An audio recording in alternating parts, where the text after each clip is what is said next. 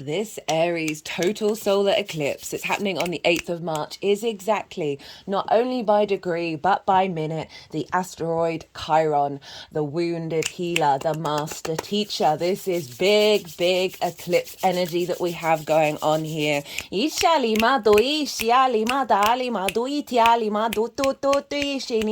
name's Chloe. Hello and welcome.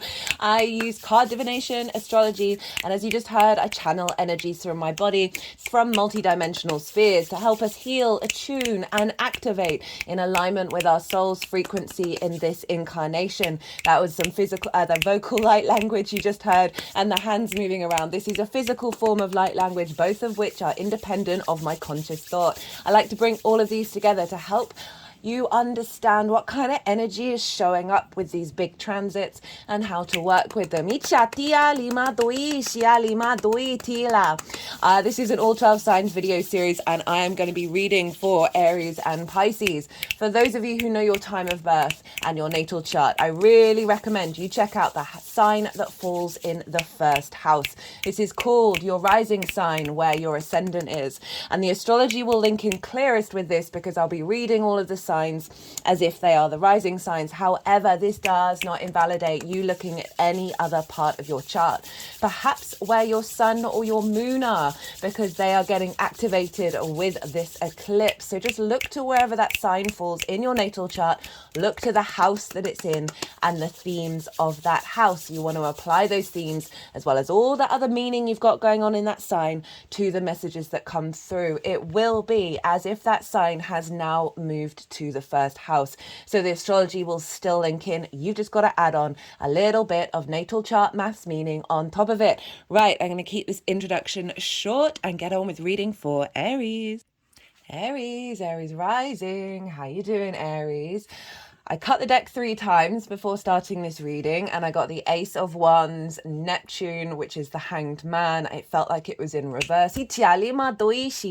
And the Empress, which is Venus, and the Emperor's on the bottom of the deck. For those of you who are new, who didn't quite catch the introduction, I channel multidimensional energies through my body. You just heard some vocal light language there. The hands are also involved. This is a form of physical light language, and all of this is working together with the tarot and the astrology to help give us a deeper understanding of what's going on. And so even if you're not consciously aware of what the vocal light language is about, what the physical movements are, they are bringing in attunement, healing, and activations in alignment with source and your higher self. So that's all part of what's going to go on in the readings. Now, this is an eclipse in your sign, Aries, a total solar eclipse.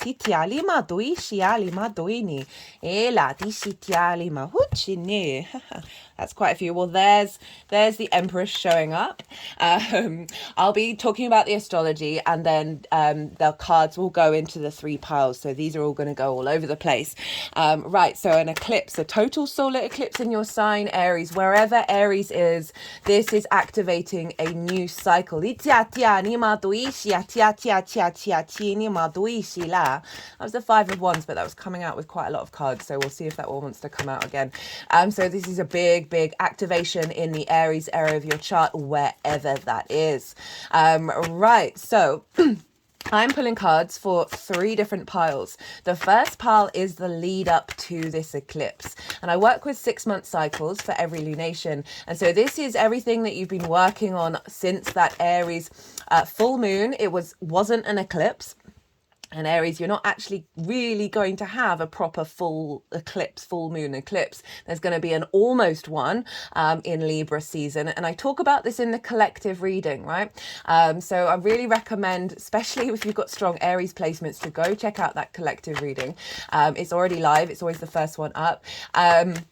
But what was I saying? Yeah, so this is everything that you've been working on since that full moon in Aries in Libra season. What have you been integrating? What's been coming up? And then what energy you're showing up as for this eclipse cycle. So that is pile 1. Pile 2 is... So I see lunations as download points, right? We get activation codes, both new and full moon alike, because we're always linking then back into the next cycle.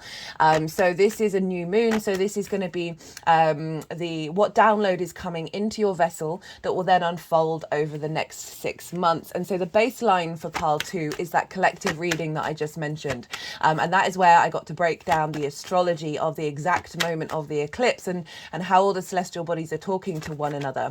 And this forms a harmonic blueprint, right? And I did some collective tarot. There are also all these oracle cards. I didn't read them in that reading. They'll have their own separate oracle reading when I finish doing the all 12 signs transit. But very powerful. I always pull those before doing a transit. So it's a very empowering spread that we have here. So I talk more about eclipses. I talk more about eclipse in Aries in that collective reading. So go check that out, because that is the baseline for pile 2. And then the tarot will link into how that's affecting the Aries area of your chart. Pile 3 is how all this eclipse energy is manifesting moving forward. Super powerful eclipse here, guys. As I said right at the beginning of the video, this sun and the moon are exactly conjunct Chiron, which is an asteroid, at not only by degree but by minute. This is happening at 19 degrees and 24 minutes of Aries. If you've got any placements around those degrees, they're going to feel it a little bit more stronger than other energies, but even if it's just in the same sign, it's still going to have a big influence, because the North Node exaggerates and amplifies energy. It's where we're headed. It's what we're striving for. It's very much a sort of a yang energy of the actions that we take moving forward. And this is a new moon. It's a near total solar eclipse. And so this is marking a big new cycle in the Aries area of your chart. And I'll get into the astrology, because Aries rising, where is this happening for you? This is happening in your first house. This is the rising sign where your ascendant is. And this is your ascendant, essentially, is your navigator, right? It's the lens in which you move through the cosmic waters, and it receives the wisdom of where you're headed from either your sun or your moon. Depends if you've got a day or a night chart, or which luminary is sending that information into your ascendant. It is your body, it's your appearance, it's your character, it's your sense of self, and it's that embodiment through your actions and your deeds. That, as I said, that lens in which you move through the world, that is then more visible to other people than perhaps what's going on behind the scenes. It is the house of self. You had a hybrid eclipse here last year. That was a big deal. That activated a new cycle of us incorporating and integrating on a very root level of our past lives, our future lives, in alignment with this current one. And we're now wrapping that cycle, because remember, we didn't have an eclipse in Aries last year, so we're still looping around with that. We're still building on that. Again, I talk about this in way more detail in the collective reading. I get a bit more esoteric there, and I talk about the soul's journey. So Aries in the first house, a new cycle around your embodiment of self. This is so powerful, and it's linked into a longer term cycle, because the North Node isn't going to be there in the sign of Aries for another 18 years. So it really is tying in with a longer trajectory. Now, eclipses are quite big energy, right? This is when the sun and the moon meet on the horizontal and the vertical axis at the same time. And so obviously all the other lunations that aren't eclipses, they don't do that. And this is the meeting of the 3D with the multidimensional, of source energy with the physical realm.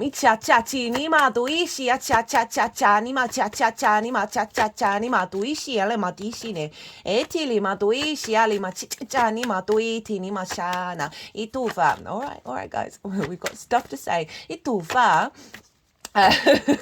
So this is okay, I'm going to just preface here quite quickly Right, new moons are oftentimes when we plant new intentions, and that is because the moon is at her darkest. But she's her most receptive, our unconscious spaces. Hello, Libra, and your opposite sign. Our unconscious spaces, our intuition, our emotional needs, whether they're being met or not. How do we nourish ourselves and others? All of this is being in receptive mode and receiving the light of the sun. But in this case, our intuition is really heightened. And it's big eclipse energy. And so obviously do what is totally right for you, right? You are a multidimensional, autonomous being, multifaceted in every way. And you're here to understand what's right for you, not being told what to do, right? But I would preface, when we have eclipses like this, especially solar eclipses, photosynthesis diminishes, like plummets, and takes hours to get back going again. And this is how plants create energy. So they kind of go into a sort of a hibernation phase. And then it affects all the animals around it. That this is bigger fated energy, right? This is linked into longer term trajectories. And often I'll talk about my own practice. So I don't plan anything around eclipses. I don't plan any rituals. I don't plan any intentions. And then I see on the day, what am I instinctively or intuitively driven to do? And that's when I know that I'm in co-creation with the eclipse energy, rather than potentially fighting against it. Because it can be things that show up in your life that you're like, I would never have thought of that. Yet it's led me to this, which has actually helped my soul. So I find that it's often best not to try and control eclipse energy. They used to hide the king, right? They used to hide the monarch. Eclipse is one of the major things, that in the Venus cycle, that previous ancient civilizations would track. So it's very pivotal to our species over the understanding of the light and dark and where is that coming from.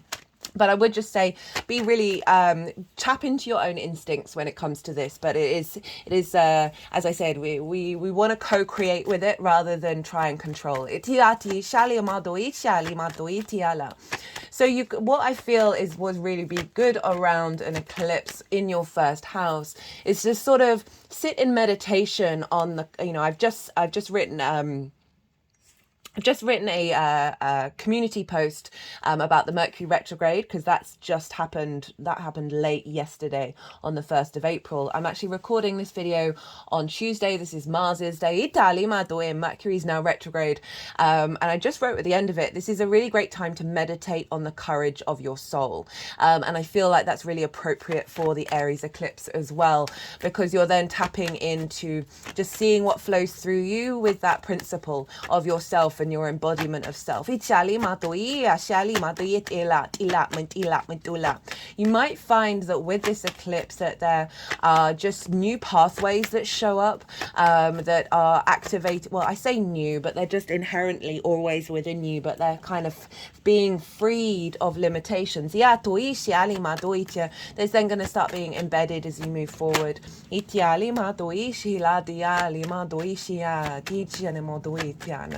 Of how you understand how you move through the world, understanding your navigator, and the embodiment of self, right? And this is also going to have a knock-on effect with how other people see you as well. Right, let's talk a little more about astrology. So, Mars is the ruler of your sign, Aries. And where is Mars? Well, Mars is hiding out in your 12th house, your hidden house, your house of mysteries. This is a very powerful and yet difficult house. It's a very magical house. Aries regulars, we've been talking about this for some time. That you're actually getting this huge revamp. Not only in your first house, but in your 12th. Aries, apologies, I had to pause for a second and attend to something. So what was I talking about? Oh, the revamp in the 12th house. So, as I said, the hidden house, the house of mysteries. This is the unconscious spaces. Can be difficult to integrate this house, and I always recommend with clients to do so, because then it sort of connects to the rest of the chart. But it can be where our trauma responses and limiting beliefs that are in our unconscious spaces sort of hide out, right? This can bring in anxiety, depression, isolation, loss, grief, all of these heavy energies. But underneath all of that is the magic of your soul. It's a very, very magical house. It can seem that there's a sense of behind the scenes going on here. Saturn's there. It's Saturn's favorite house to be in. So even though you've got a Saturn transit, it is being very supportive here of finding the understanding of the cause and effect of what's going on in your unconscious spaces, right? Mars is there. And Mars, I love Mars in Pisces. This is our motivations, our drives, and our actions being more fluid, being more connected into synchronicities, connected into source energy. Pisces is very magical. It's very synchronistic. It's very fluky. It's kind of like curveball energy of things that are non-linear show up or non-rational, but hold a lot of meaning and a lot of wisdom and a lot of spirituality. Mars moving through there is helping recalibrate. I always find Mars in the 12th can be very protective of understanding through our actions and our deeds what unconscious spaces lie that we need to look at, right? And while Mars is bringing those up, it's also facilitating a sense of courage, a sense of strength while it's moving through the 12th. Now, at the time of this eclipse, Mars is nearly exactly conjunct with Saturn. I've put in the description box. It will be, I think, either late on the 10th. Early on the 10th, I think, of when it's going to be the exact conjunction. And so Mars and Saturn together in the 12th. Mars is very much the spiritual warrior here in Pisces, of really being in alignment with source through your actions and your deeds. It makes a conjunction to all the celestial bodies once every 2 years, because that's how long its cycle is around the earth.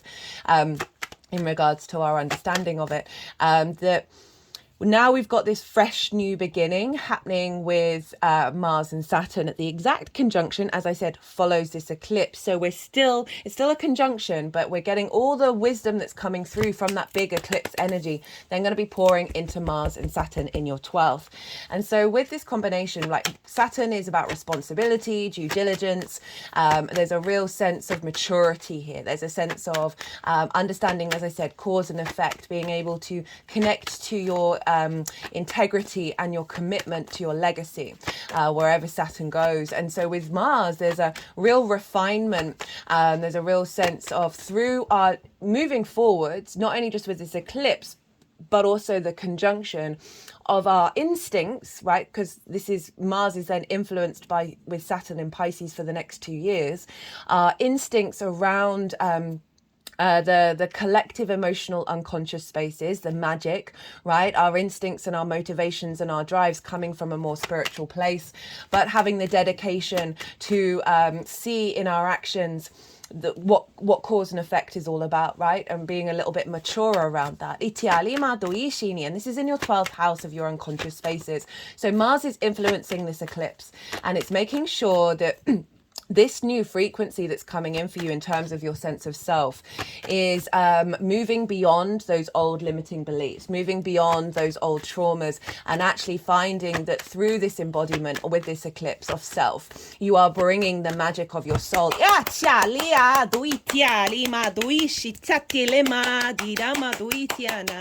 Yala madiatiania madu shale madiatiania tu finiatiana into yourself. Itiali maduitiana. And it very much ties in with the Mercury retrograde as well. I've done a Mercury retrograde series. I really recommend you check that out because it's very much linked into the North Node. It's very much linked into Chiron, and also in your sign Aries. So this is a big deal, this Mercury retrograde. Now Chiron is the wounded healer. It's exactly, and the master teacher. It's exactly conjunct the sun and the moon. Chiron was abandoned by its parents, received a wound that would never heal from a friend by accident. So it's a combination of the acknowledgement of both the emotional, spiritual, and physical wounds that we face in our lifetime. I find it's linked into past life wounds that we are here in this incarnation to then heal by, and it's through if you think about the snake, and it's particularly appropriate with the North Node because it's the head of the dragon of what the bites, that actually a lot of snake wounds are solved by other snake venom. We're finding the wisdom in the wounds, the antidote in the venom. And this is being made really big, and it's a new beginning, right? So Chiron is helping release those old patterns of self and activating the wisdom as you then move forward.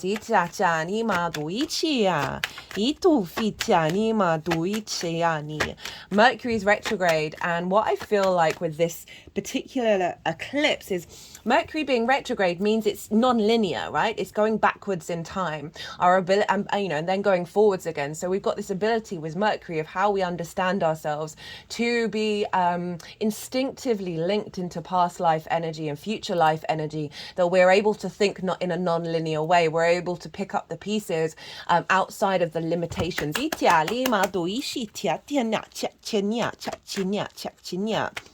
Now, Pisces is traditionally ruled by Jupiter. So Jupiter's influencing Mars. So what could be a very, very fiery eclipse, right?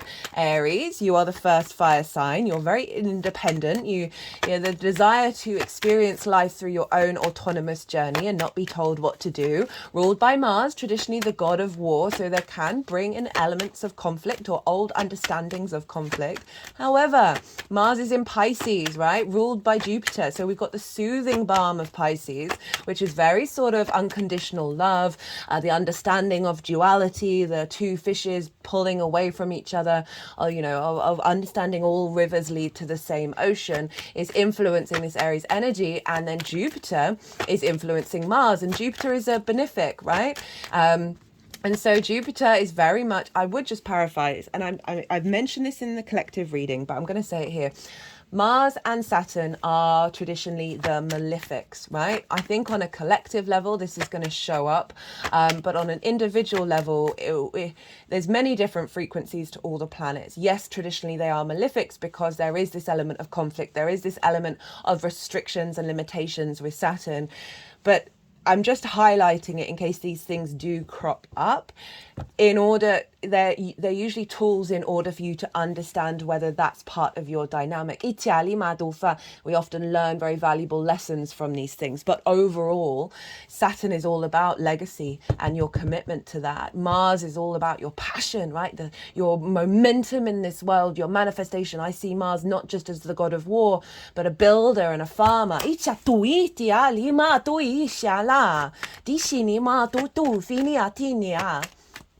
So, right, back to Jupiter. Jupiter is a benefic, right? So Saturn and Mars are traditionally malefics. They're more sort of, there's an element of the no to Saturn. Jupiter is very much the yes.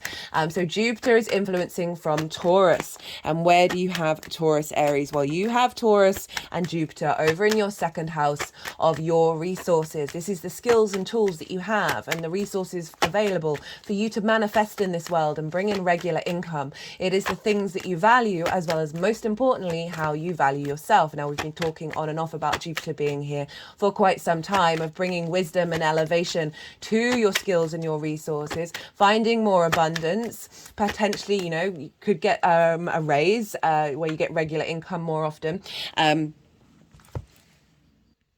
Sorry, Aries, I just had to pause again. Like, I'm having a little bit of an issue with with the lighting, which I just think is hilarious for an eclipse reading.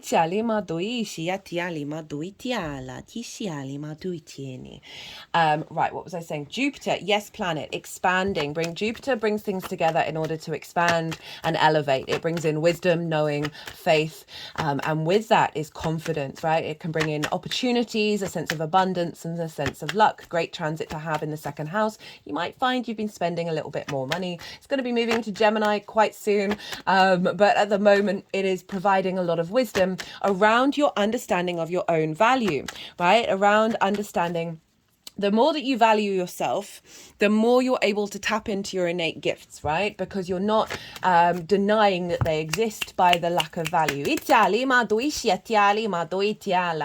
And so Jupiter is influencing Mars and saying, hey, we want this in alignment. We want to get this abundance in. We want these opportunities and luck, and any limiting beliefs and trauma responses that have been holding you back from being able to truly embrace your own value, right? And express that through your embodiment is being released in this cycle. And then that is all feeding into the eclipse. Now, Taurus is traditionally, I forgot to mention, right? Jupiter is very close to its conjunction with Uranus. This is going to happen on the 20th of April. All the dates around this eclipse that are quite important, I've put in the description box. The next transit that I'm going to do is this conjunction. It happens roughly every 14 years. I'm very excited about this one, and I can't wait to do that reading. And Uranus is very much linked into liberation. So there's really going to be an activation of a new innovative understanding of your skills and your resources and your value, and they are still very closely conjunct one another. They're not exact at the time of this eclipse, so we've got a real sense of liberation of the soul.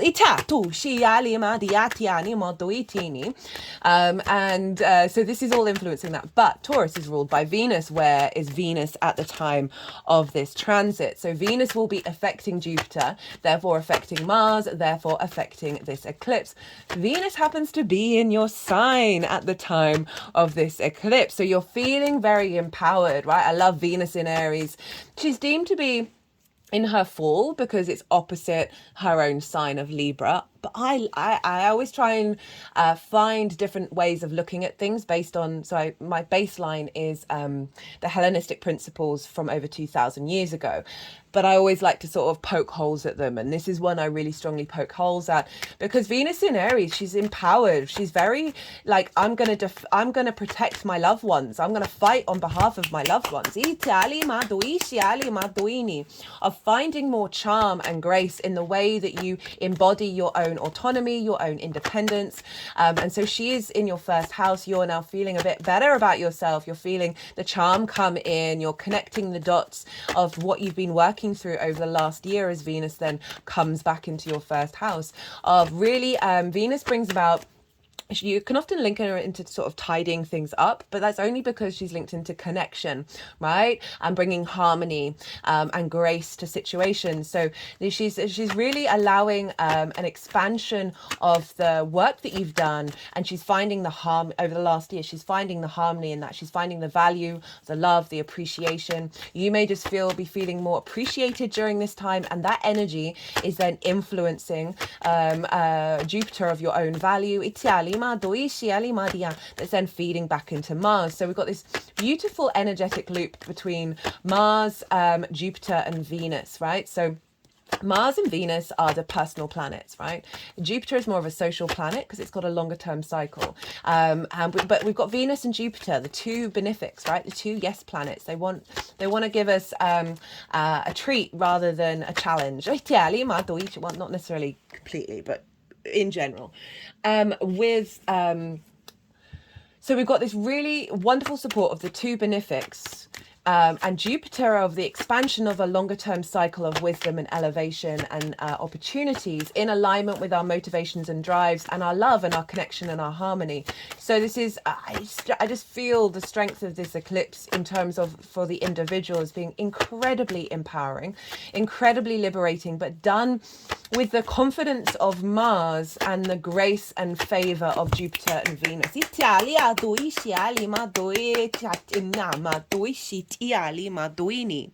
So what could be very traditionally a very fiery, very combative, very winning at all costs kind of energy is actually really being tempered by the two benefics. Right, is there anything else that I wanted to say for you, Aries? I would just say very quickly that the only really other main aspect that the Sun, Moon and Chiron are making is with a square to Ceres, which is another asteroid. And this is in the sign of Capricorn, which is in your 10th house, which is linked into your life purpose, your career, your reputation, your visibility. It's a very powerful house. It's the peak of where the sun was on the day that you were born. Now, Ceres is linked into the harvest. She's linked into nourishment and abundance. She has the energy of the grain goddesses around the world. Of sustenance. And this is a square to this. And what came through in the collective reading, and I want to mention it here just in case you don't have time, although I do recommend it. That reading was so much fun. I love that reading so much. I basically used the whole deck. It was really cool. That Ceres with this square, which is an aspect of Mars that can bring about a sense of conflict, disruption, winning at all costs, all of that kind of thing. But the flip side of Mars, as I said, is a builder, right? This is big manifestation energy in the 3D world. And so with this square with Ceres in your 10th house, what it feels like is you're getting in Capricorn, which is the collective earth sign, the longer term cycles of our species on this planet, very much mountain energy. And we do have the mountain card show up, of receiving with this activation of this eclipse of deep nourishment and resources in your 10th house. Whether that's your career, careers can facilitate life purpose doesn't have to be that. So you've got Ceres really activating a big manifestation through your embodiment of self and a recalibration back to the truth of your soul.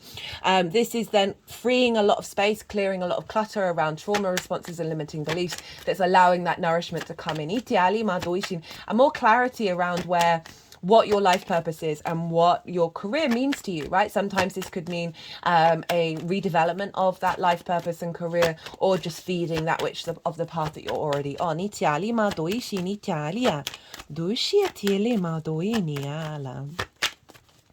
Right. They are still shuffling. Look to where your sun and your moon are in your natal chart. Look to the houses that they're in, the themes of those houses, because those themes are likely to show up around the eclipse because they always get activated with every lunation. You know, while I was looking at the chart, I realized I really should bring in and mention the South Node, because this is obviously opposite the South Node, and the South Node is over in the sign of Libra, which is shown up here already with Lady Justice. With this new moon over in Aries of where we're headed, that South Node is calling us to remember to balance this out with the other, right? The other is your intimate, long-term committed relationships, right? The things that are important to you. This can be business partners, one-to-one clients. This can be intimate friends, source energy, your relationship with source, your understanding of yourself in regards to source, as well as long-term romantic committed relationships, right? Because it's linked into contracts, the 7th house. And obviously marriage is very much a contract.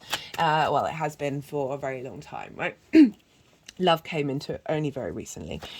That there is this honoring of the self with the other, and the both two sides of the same coin. So even though we're exaggerating, we're heading forwards with that North Node, that South Node is calling you to understand the refinement that will be coming up in this cycle in regards to making sure that the self and the other are in harmony with one another.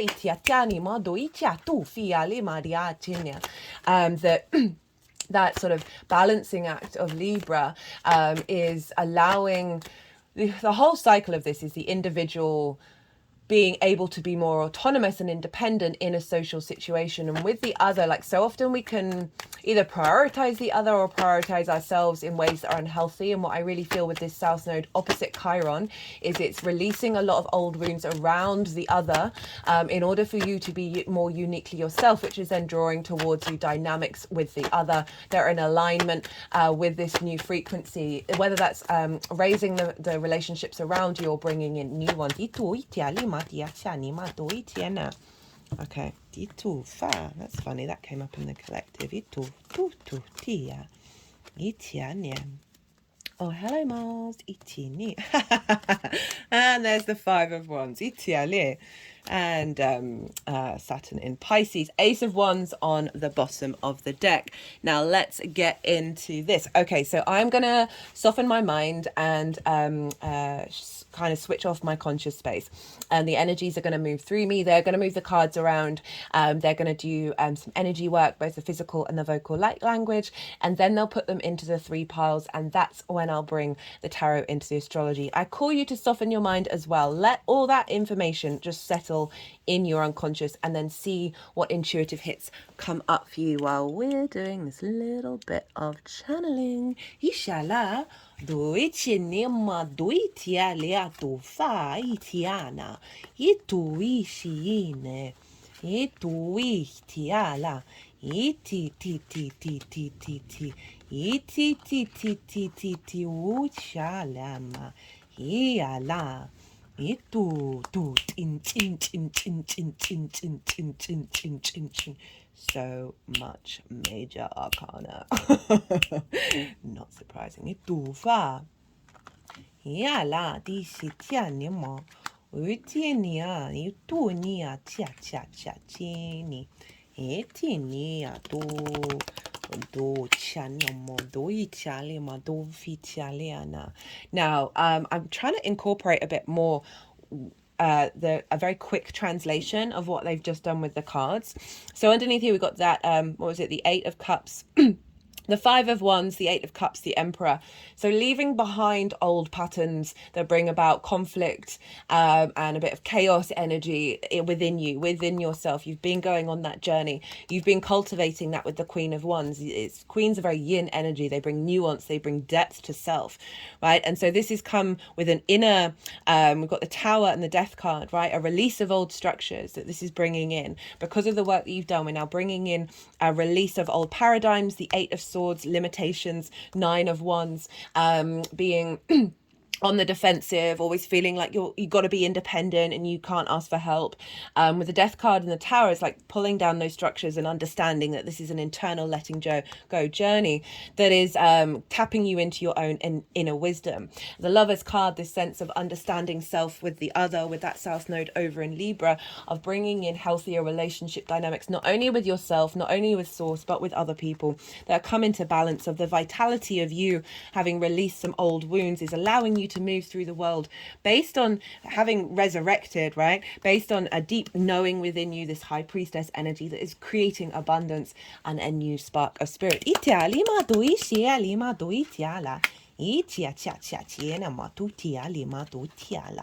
Itia tia tia tia tia tiene o tienia do tiania titia titia titia titina. And this is the only card with an eclipse on. Itia tunima ito fitialia ia tiena ma do tia tia tia tia tia tia tia tia tia tia itiale itia la do shitinia di shi chi chi chi chi chin chin chin chin chin chin chin chin chin chin. Yeah, my tiania, itia chatiene matu, itu fia leana, itia lema diatiania du tieni, itia nema du itia lema do itiali, itia tia tia tia tia, utia ni maria chani, tu fia ni matuini. Got all that fire, guys. And look, we've got the Emperor and the Empress showing up for you. Not surprised, Aries, this is an eclipse in your sign. So there we've got Venus in your own sign with the Emperor, which is Aries. So first pile is, what have you been working through? And over the last 6 months, what's been coming up, what's been integrated, and then where are you at in regards to how you then engage in this eclipse cycle? We've got the 5 of Wands in at the upright. We've got the 8 of Cups and the Queen of Wands. Now the 5 of Wands, I saw a meme for this a couple of months ago, and underneath it said stupid tent. And for those of you who've been camping, have tried to put up a tent, especially a while back before tents got a lot easier to put up, this is the vibe. And it's meant I've never quite been able to look at this card in the same way, but there's an element of movement here. There's an element, but there isn't any momentum. So there's a lot of stuff going on. There's a lot of conflicting ideas, conflicting instincts. There isn't the element of the playful battle. It's not quite full conflict like the 5 of Swords, but there is a dust up, right? So there's this chaotic lack of momentum energy. So it feels like you maybe have been working through a lot of parts of yourself that are trying to have a play. Have a. I'm going to fix that after your sign.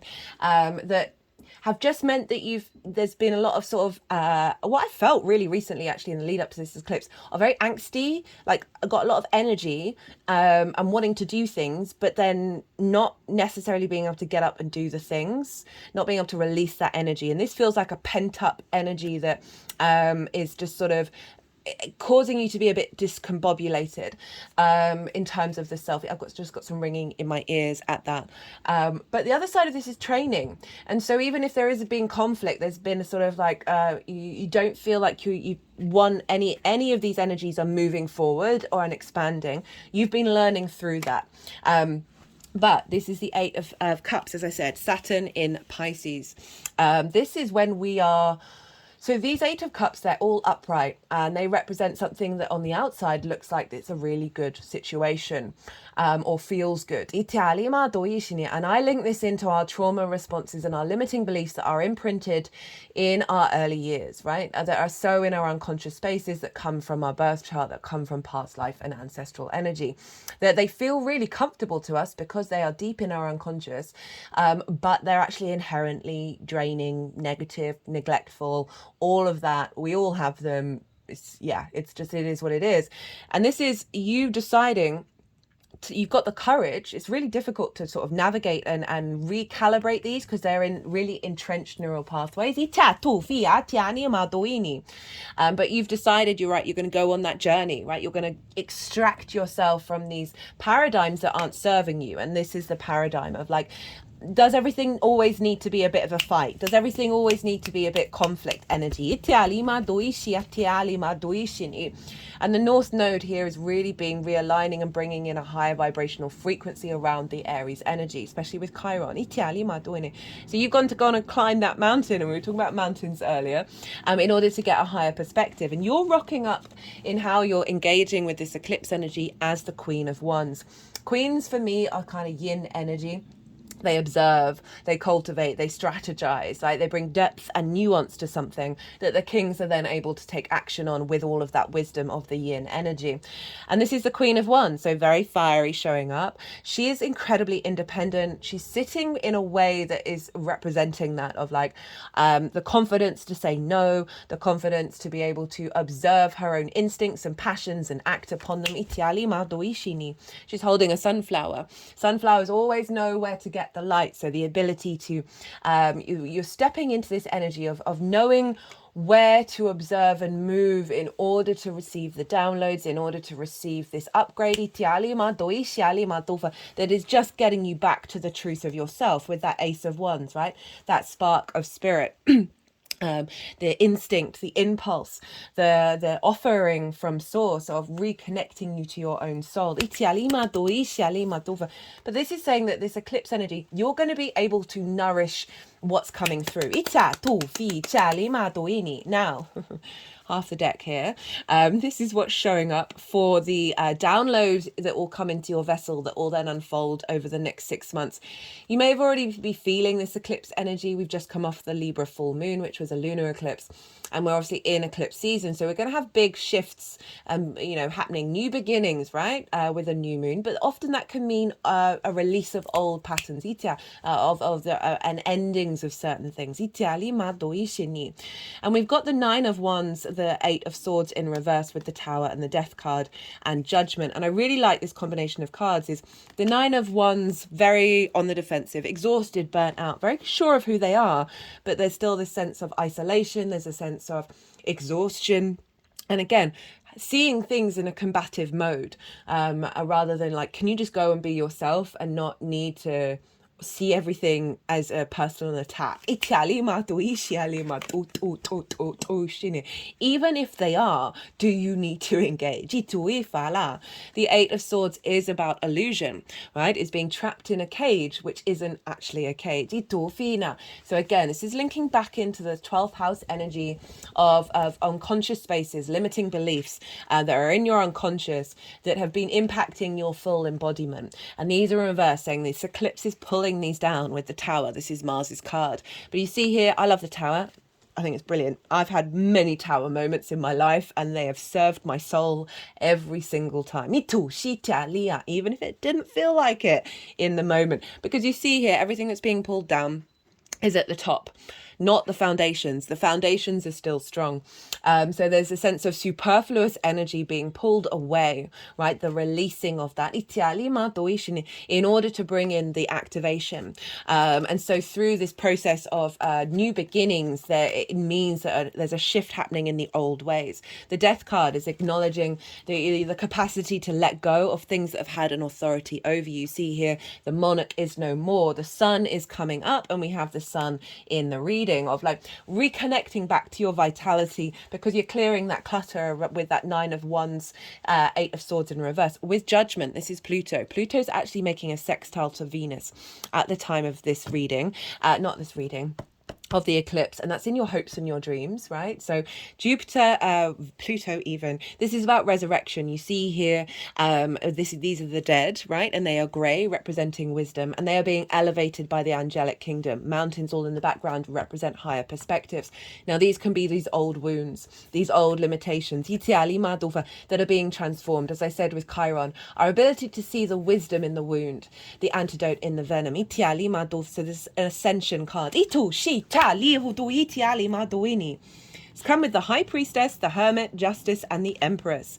So this is actually really beautiful with this very fiery energy, and it's kind of highlighting the fact that Taurus and Pisces, very yin signs, are influencing this incredibly yang energy of Aries, right? The High Priestess, through this transformation, moving away from the defensive, moving away from the limiting beliefs, the High Priestess essentially is your higher self manifest. And the higher self draws towards you, which it's you, it's not separate from you. Draws towards you situations that serve your soul. And the High Priestess showing up is saying a real connection to your intuitive instincts of embodiment, of really being able to see through your navigator, weaving through the way. Your navigator is getting a boost of intuition, of understanding which path to follow. That's in alignment with your soul. With the wisdom of the Hermit. Now, the Hermit's very independent. It's not bothered by what society thinks of it. It's not on the defensive. It's not limiting. It is honoring its own experience and its own embodiment of its own experience. Again, standing on a mountain with this higher elevated perspective of self. We have the Justice card and the Empress. So this is Libra and Venus. Saying bringing in balance. Old karmic contracts falling away, being transformed into one that is based on this ascension energy. Any distortions that have been out of balancing come backing into alignment. Lady Justice is also the way that, you know, she makes judgment on that which she observes is through empathy and objective observation. Right, so there's a kindness there, as well as seeing things as close as we can get to the truth. So this is saying this is being embedded in you. This is ability to be more balanced, to be more observant, and to be more aware of the clarity of the vision that you have in order to make the judgments that serve you moving forward. With the Empress, what a great card to end on for the download. This is Venus. She wants us to feel good in the 3D realm. This is about fertility, abundance, a sense of creativity in your being, right? So there's a real sense of, rather than the sort of chaotic energy of things not coming into creation, of the defense mode, of the limitations, the Empress is saying you are now being, you know, very much Venus in your sign. This is being imprinted in you of the charm, of the grace, of the sort of the Empress vibes, of the nourishment that you bring yourself through your actions, and being seen in more an abundant way. So So how this is all manifesting moving forwards, we've got the Lovers with the Three of Swords in reverse, the Sun, the Chariot, and the Emperor. So this is very yin energy, what's showing up here. We've got Venus, we've got Libra. Yes, that's a yang sign, but it's ruled by Venus. We've got the Hermit and the High Priestess. So this is really a cultivating of an inner journey. And then we've got very yang energy showing up here of how you are then embodying that and taking action with that moving forwards. We've got the Lovers. As I said before, this is the balance with the self and the other, being in more harmony. On a personal level, this is the masculine, feminine, and spirit being united with one another in order to make the right decisions of how to go climb that mountain. Because it's all about choices, right? Being able to make the right choices through how you navigate the world. It's also Gemini. And Gemini for you is in your third house of your communication. So, and your environment and the things you do on a day-to-day basis of your ability to communicate your soul, communicate your true sense of self in the way that you move through the world on a day-to-day basis. I love the third house. Three of Swords.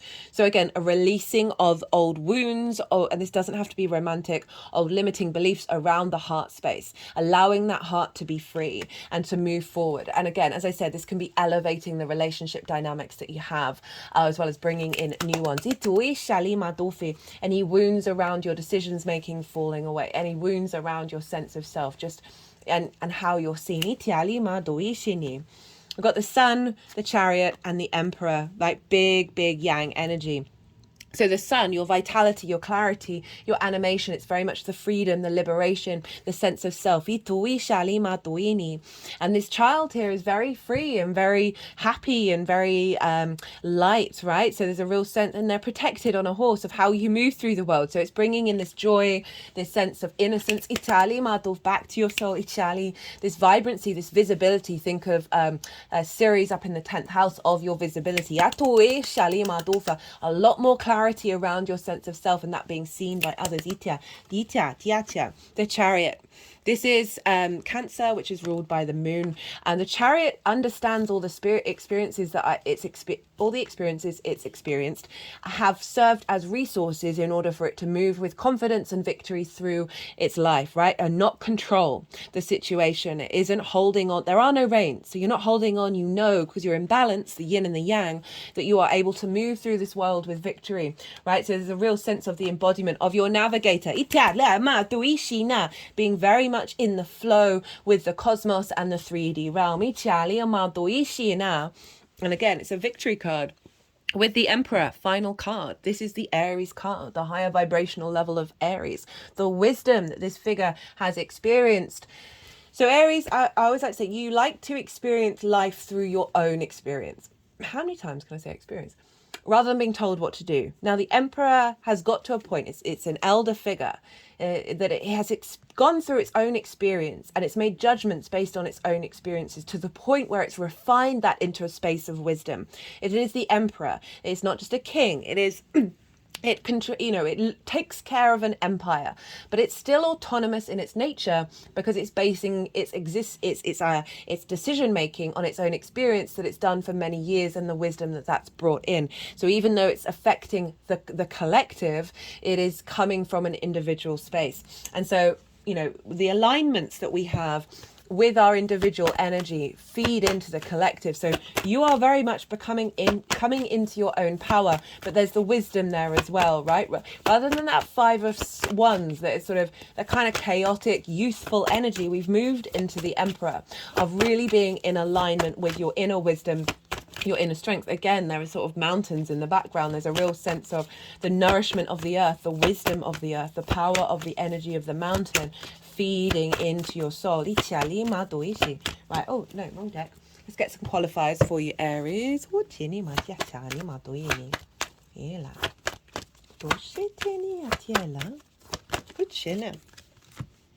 Children, lessons, right? So, I was saying useful, that there is in that those unconscious spaces, right? Things that you've been learning, you may be navigating that are based on sort of childhood wounds that have all been lessons for you to understand the truth of you and reconnect to your inner child and liberate it.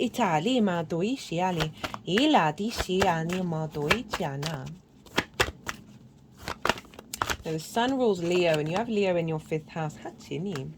The Empress, development, growth, abundance, productivity. And just as I was talking of Leo, strength, telepathy, intellect, intuition, and animals. Right, Leo rules your 5th house of your creation energy, where your inner child is, and the sun is being eclipsed by the moon. So we're reconnecting back to our intuition, that high priestess, the emotional body that's helping heal and soothe with Chiron any wounds of your inner child, and sort of giving the nourishment of the moon over that sun. It's then bringing in that sun energy with the child on it, right? Okay, we've got strength, Leo, finding balance between love and kindness. Again, it's saying telepathy, intellect, intuition, and so really connecting to that within yourself, moving away from those distortions from your inner child that your inner child may have faced growing up. Right, let's get some final qualifiers from the numerology deck.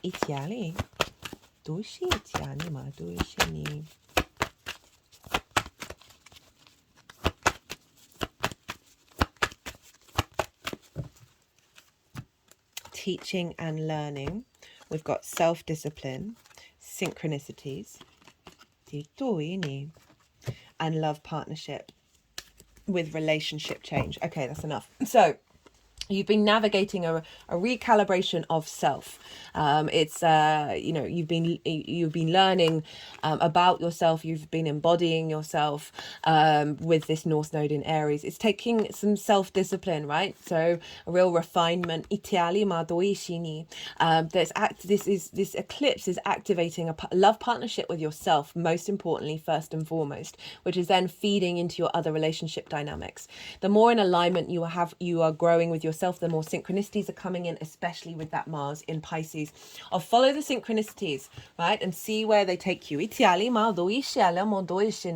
often find the synchronicities show up when we're more in alignment, when we're more co-creating, when we're not fighting energy. Right, Aries, I'm going to leave it at that. Just under an hour, 55 minutes. Change.